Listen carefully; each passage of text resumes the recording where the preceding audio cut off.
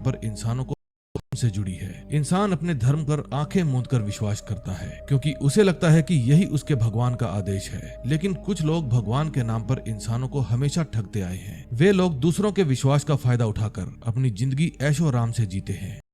तो किशोरी उसे रंग लगाने से मना कर देती है। वो कहती है कि सबसे पहले मैं जे कृष्ण लला को रंग लगाऊंगी और उसके बाद ही पूरे शहर के लोग होली खेलेंगे। फिर करसन उसे बहुत समझाता है कि ऐसा से बड़ा होता है और फिर वो वहां से चली जाती है। तभी जे भगवान को रंग लगाते हैं और उसके बाद होली का त्योहार शुरू किया जाता है और सभी लड़कियों में से सबसे पहले किशोरी को रंग लगाते हैं। उसके बाद जे किशोरी को अपनी चरण सेवा के लिए हवेली में आमंत्रित करते हैं। ये देख भाबू और घर के सभी लोग बहुत खुश होते हैं क्योंकि जे ने सभी को छोड़कर चरण सेवा का मौका सिर्फ किशोरी को ही दिया था। उसके बाद किशोरी चरण सेवा के लिए हवेली में जाती है। उस समय करसन सभी जगह पर किशोरी को ढूंढ रहा था। तभी किशोरी की छोटी बहन करसन को बताती है कि किशोरी को चरण सेवा के लिए चुना गया है। अब करसन को पता नहीं था कि ये चरण सेवा क्या होती है, इसलिए वो सीधा हवेली जाता है। फिर हवेली पहुंचकर करसन को पता चलता है कि अगर आम लोगों को चरण सेवा देखनी है तो उन्हें बदले में बहुत सारे पैसे देने पड़ेंगे और फिर वे कमरे के बाहर खड़े होकर खिड़कियों से देख सकते हैं। फिर करसन भी खिड़की के पास जाता है और किशोरी को देखता है, लेकिन उसने जो दृश्य देखा उसे देखकर करसन के पैरों तले जमीन खिसक जाती है। उस समय किशोरी महाराज जे के साथ संभोग कर रही थी और इसे ही कहते हैं चरण सेवा। ये देखकर करसन क्रोधित होकर किशोरी का नाम चिल्लाता है। फिर करसन बाहर से पहरेदार को धक्का देकर कमरे के अंदर चला जाता है। करसन को कमरे के अंदर घुसा देखकर खिड़की से चरण सेवा देख रहे लोग चिल्लाने लगते हैं कि करसन ने भगवान के काम में बाधा डाली है, उसे पाप लगेगा। लेकिन करसन उन सभी को चिल्लाकर कहता है कि वे सभी अभी यहाँ से चले जाएं। बताती है कि ये चरण सेवा है। उसके बाद वो करसन से कहती है कि तुम यहाँ से चले जाओ, मैं थोड़ी देर में घर आऊंगी। फिर करसन गुस्से में आकर वहाँ से चला जाता है। घर जाकर करसन करसन से मिलने आती है। फिर किशोरी करसन से माफी मांगती है और उसको समझाती है कि ये प्रथा बरसों से चली आ रही है। एक न एक दिन सभी स्त्रियां चरण सेवा के लिए जाती हैं, लेकिन करसन उस पर चिल्लाने लगता है क्योंकि अपने पति को छोड़कर किसी और के साथ ये सब करना प्रथा नहीं पाप है। फिर करसन किशोरी के साथ अपनी सब तो होता ही रहता है। उसके बाद जे किशोरी से कहता है कि आज से वो उसकी खास है और उसकी लाडली है। ये शब्द किशोरी के दिमाग में बस जाते हैं। फिर जे की खास होने की बात सुनकर वो खुश हो जाती है और वहीं पर सो जाती है। जब किशोरी सोकर उठती है तो देखती है जे वहां पर नहीं है और आंगन में टहलने लगती है कि चरण पादुका सामने वाले कमरे के बाहर दिखती है। फिर किशोरी कमरे के अंदर जाने ही वाली की खास हो। ये सुन तभी किशोरी जब चुपके से दरवाजे के अंदर झांकती है तो उसे पता चलता है कि वो तो उसकी छोटी बहन है, जो ना जाने जे ने कितनी लड़कियों के साथ ऐसा किया है।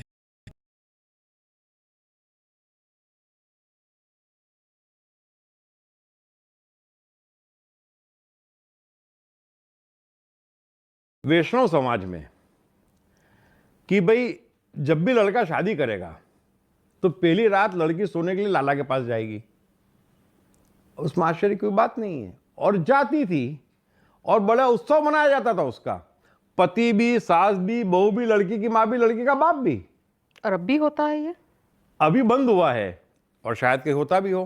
हाँ, लेकिन ये स्पष्ट कर दूं कि सारे वैष्णवों में नहीं, लेकिन कुछ पर्टिकुलर या अधिकांश वैष्णवों में ये परंपराएं थी। लेकिन 200 साल ये चला। लाला मरे तो लाला का लड़का लाला, तो न उसको शादी करने की जरूरत, न किससे प्रेम करने की जरूरत, क्योंकि रोज वैष्णव में एक शादी होती ही थी। तो मुझे कहीं कोई आश्चर्य नहीं है। एक चीज समझ लेना, अंधविश्वास, टोटके, धर्म, इसमें गिरावट की कोई लिमिट ही नहीं है। और मुझे एक बात मैं स्पष्ट कह दूं, मुझे इसमें रत्ती पर न तो कोई सरप्राइज है ना कर रहा हूं।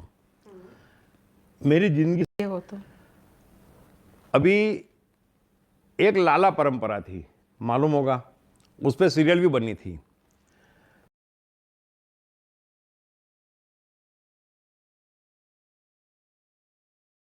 काफी एजुकेटेड थी, बड़े घरानों से तो थी ही, जैसे हम चर्चा कर चुके पहले। तो इतनी समझदार औरतें इस हेतु कैसे अग्री हो सकती है? ये समझदार है, कैसे समझदार है ये, मुझे आश्चर्य है।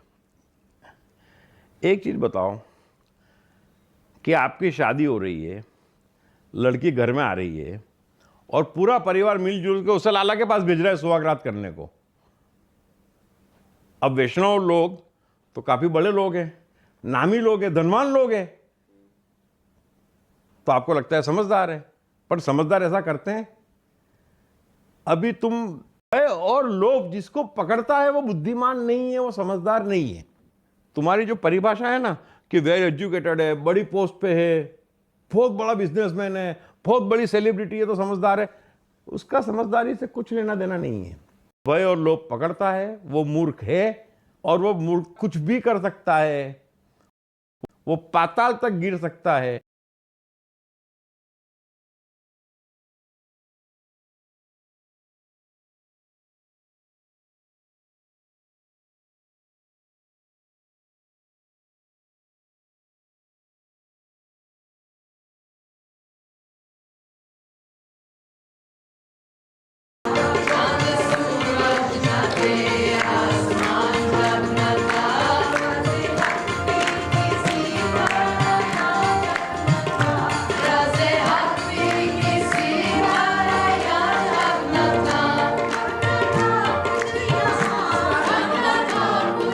This line is combined for all. Oh wait, in the beginning.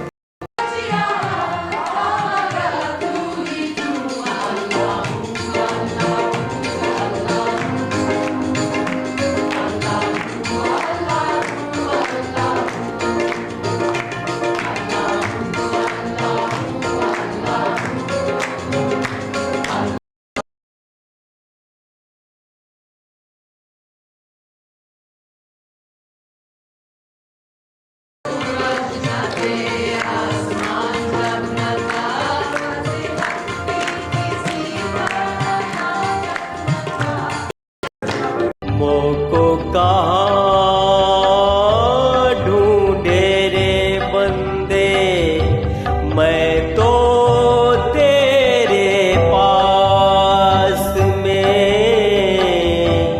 मोको कहाँ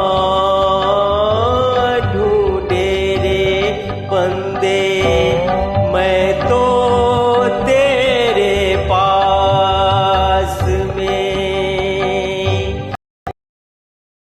भारत धर्म आपसे अपील करता हूँ, आला अवतार ये एक्चुअली अपने को मजबूत बनाइए, कद्दू नहीं बल्कि इस्पात बनाइए और भारत को महान बनाइए, शक्तिशाली बनाइए। सही नहीं उचित जवाब दीजिए।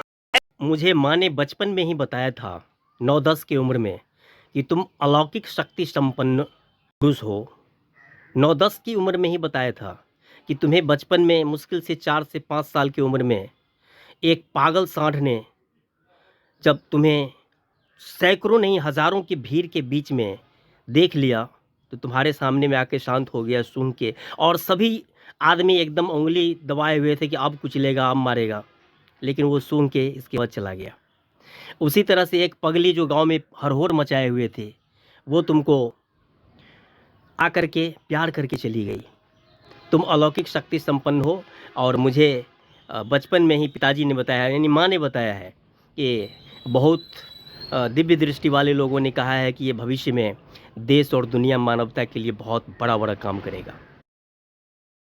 जिसका उम्र पार करने के बाद अपने की समीक्षा करता हूँ सफ़र की, तो देखता हूँ कि माँ ने जो कहा था वो बात एकदम 100% सही निकला कि तुम महाशक्ति का अवतार हो।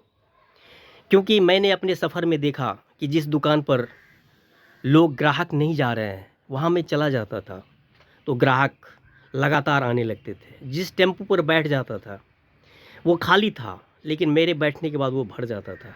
जिस होटल में खाली था, खाना खाने के लिए चला जाता था, वहीं लोग भीड़ लगा देते थे।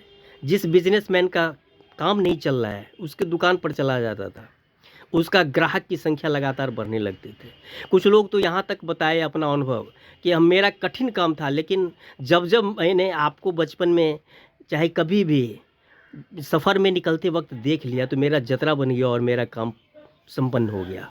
आप वाकई कुछ अलौकिक प्रतिभा संपन्न हो।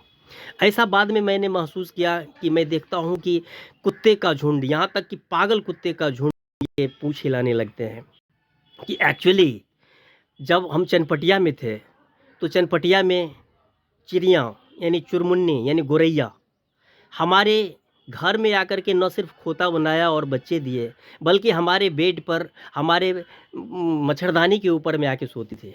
और सबसे अजीब बात हमने देखा कि जब मेरा वहाँ से ट्रांसफ़र हुआ तो 3 दिन पहले से ही उसे एहसास हो गया था।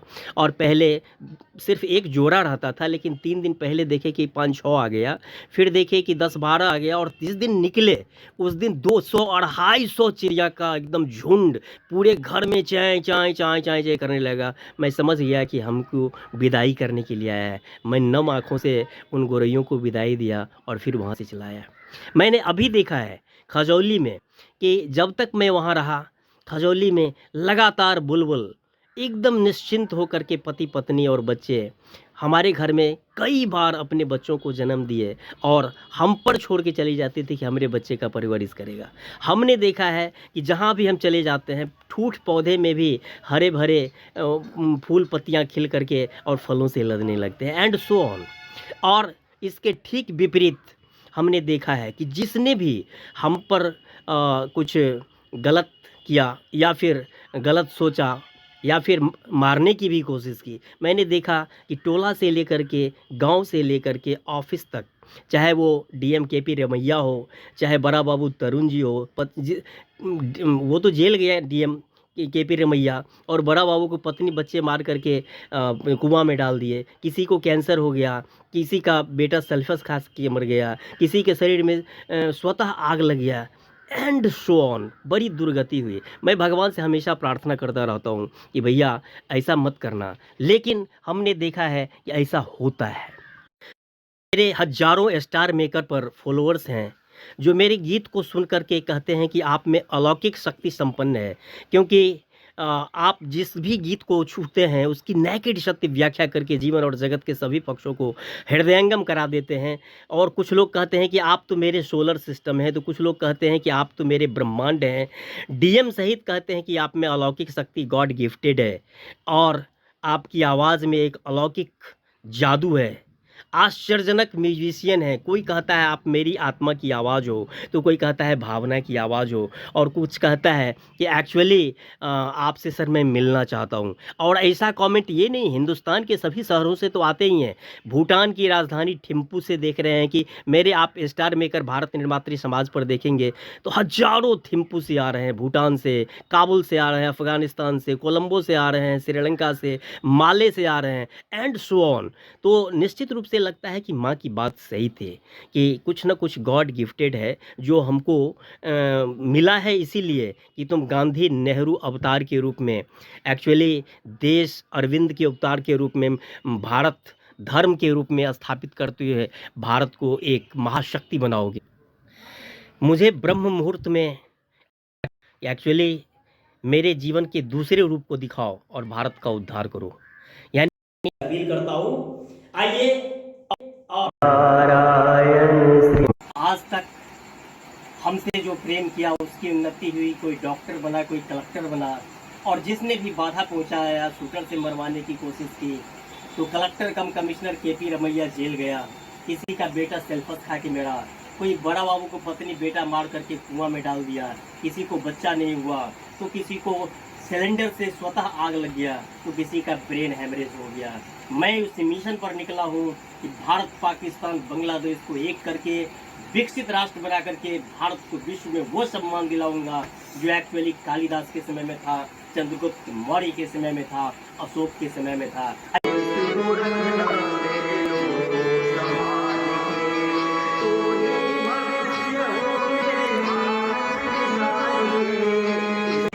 गांधी, पटेल सर ने मेरे है और ये भटका रहा है।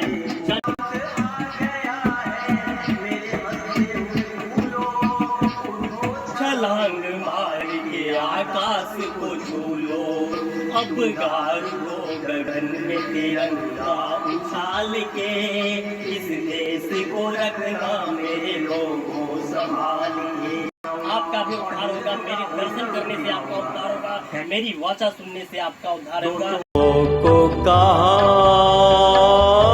ढूंढे रे बंदे, मैं तो तेरे पास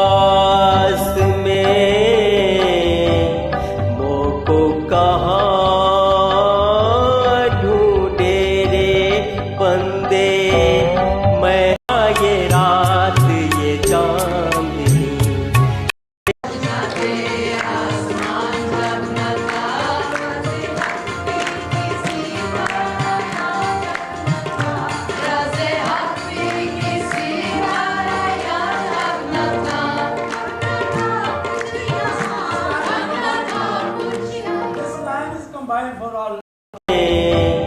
मोको कहाँ ढूंढे रे बंदे, मैं तो तेरे पास में, मोको कहाँ। 2-4% जो बहुत पहुंचे हुए फकीर होते हैं वो एक्चुअल ईश्वर को खोजते हैं, अन्यथा ईश्वर से लोग काम निकालने के लिए उनको खोजते हैं। ना तीरथ में ना मूरत में ना एकांत निवास में, ना मंदिर में ना मस्जिद में ना काबा कैलाश में, मोको कहाँ ढूंढे रे बंदे। हे भगवान, हे अल्लाह ईश्वर, हमरा ई करा दिया, वो करा दिया, ई सफलता दिया, बस यही पूछता है। ना मैं जप में ना मैं तप में ना मैं व्रत उपवास में, ना मैं क्रिया कर्म में रहता, नहीं योग संन्यास में। नेकेड सत्य यही है, ईश्वर को हम लोग ज्यादा अपने ईश्वर को खोजने के लिए नहीं खोजते, बल्कि काम निकालने के लिए खोजते हैं कि हमको जीवन में सफलता दिला दो, औरत दौलत सत्ता शोहरत ये सब दिला दो। खोजी होए तो तुरंत मिल जाऊं, एक पल की तलाश में, कहने के सत्य सुनो भाई साधो, मैं तू हूँ आस्था श्रद्धा विश्वास में, मोको कहाँ ढूंढे रे बंदे, मैं तो तेरे पास में। जी हाँ, नेकेड सत्य यही है कि वो अंतर्यामी खुदा गॉड अपने पास एकदम नजदीक अपने आप में है, बस हमारे ब्रेन में है। जो एक्चुअली धर्म कहता है कि परहित सरिस धर्म नहीं भाई, भारत धर्म यही कहता है, नेकेड सत्य यही कहता है। दोस्तों, मैं आपका सांस्कृतिक प्रधानमंत्री, भारत धर्म अध्यक्ष, भारत मेरे मातृ समाज। कहने के सत्य सुनो भाई साधो, मैं तू हूँ आस्था श्रद्धा विश्वास में, मैं तो तेरे पास में। जी हाँ, नेकेड सत्य यही है कि वो अंतर्यामी खुदा गॉड अपने पास एकदम नजदीक अपने आप में है, बस हमारे ब्रेन में है। जो एक्चुअली धर्म कहता है कि परहित सरिस धर्म नहीं भाई, भारत धर्म यही कहता है, नेकेड सत्य यही कहता है।